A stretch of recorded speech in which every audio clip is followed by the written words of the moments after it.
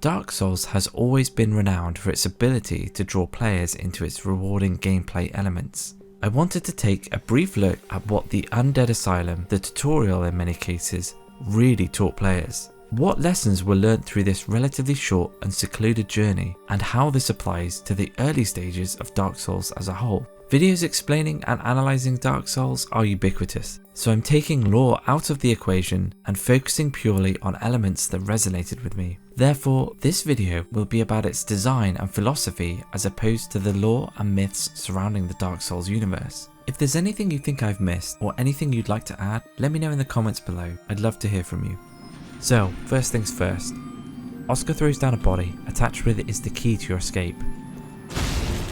This is where you learn your first lesson in the game. You need to look up. This is where your focus is going to be throughout the first few hours of your journey, and ultimately where it should be for your impending struggle and despair. Up is where you should be heading, and an upwards view should be taken as an antidote to the rebuttal against the future angst and loss of death. I feel like there's an underlying unwritten message that the game is trying to portray at this point. Focus on your horizon and not on your feet, that there is always a bigger picture, and to gain that perspective is an ascension in itself. During this section, the way the level flows is almost always upwards. Whether you notice it or not, you're moving upwards, and this sense of climbing in general is to be reinforced. I feel like for the most part this is great level design, and can be viewed as a prelude to the first few hours of the game, but also a sort of training manual on how a healthy mindset can lead to greater things in general. You can see this repeated through the Dark Souls introduction in condensed forms. Firstly, in the cell at the beginning, then at the bonfire where you can see the demon perched above you in the following area, acting as a warning or foreshadowing, and then lastly as you open the iron doors leading to the end of the tutorial.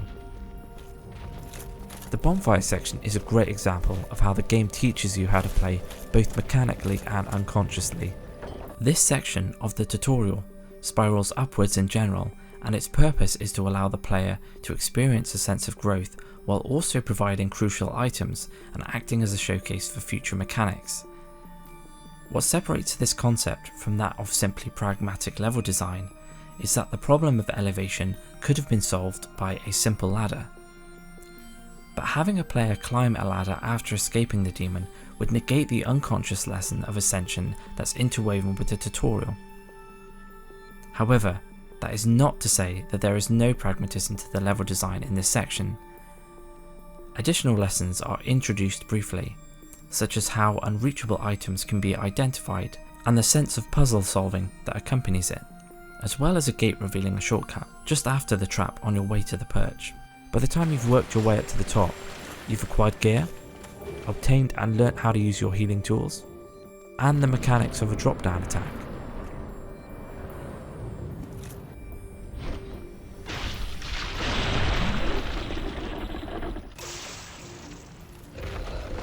But it is at this point, before you drop down to the demon, that there's an unconscious indication of your own ascension. You used to be down there, possibly dying and respawning at the bonfire only to die again as you wrestle with this formidable beast before you notice the open door to your left.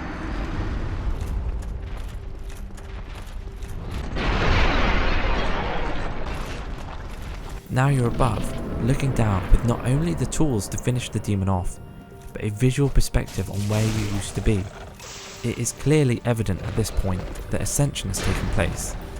You have come full circle, but you have also grown in the process. I love how the level design drills this into you right at the beginning.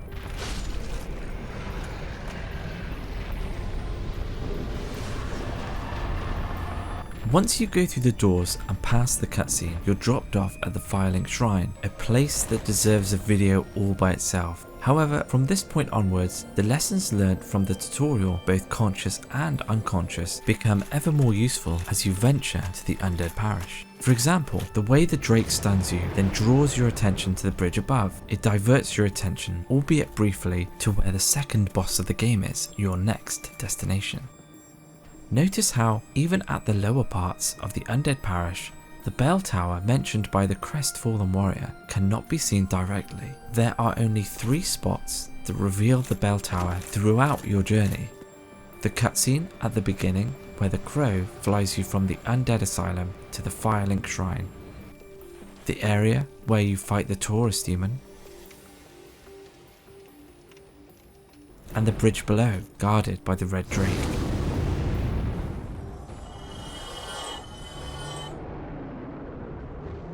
Whether you notice it or not, the game makes it abundantly clear that the lessons you learned from the tutorial are the most important factors at this specific time. The bell tower is not your primary focus, only a symbol of your long-term objective. Therefore, looking upward and a drive for ascension are required from you to move past the challenges in the undead parish. This philosophical approach changes throughout the game, with many themes and ideas present as you progress. I'd like to return to these themes at a later date, but for now, I want to thank those who watched the video in its entirety, and to those who helped make this video possible. If you have anything to add or discuss, I'd love to talk to you in the comments. Thank you.